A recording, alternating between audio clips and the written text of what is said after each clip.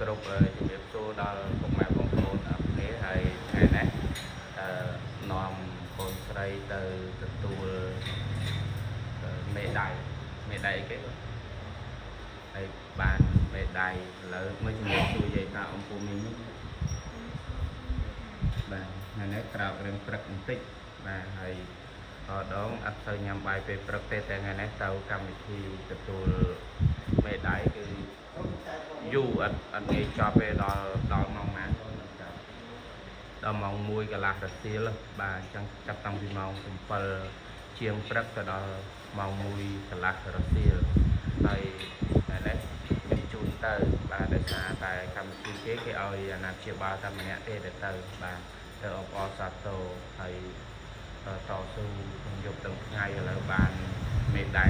លើកទី1បាទសង្ឃឹមថាក្រោយទៀតនឹងបានមេដៃផ្សេងទៀតបាទកាលណាតើមានទី1ក៏ត្រូវតែមានទី2ទី3ដែរឲ្យទៅតស៊ូប្រឹងប្រែងបាទឥឡូវនេះគ្រប់អញ្ជើញ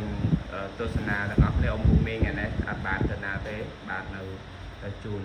កូនស្រីគឺជាអារម្មណ៍រំភើបលើកដំបូងដែលបានកូនបាន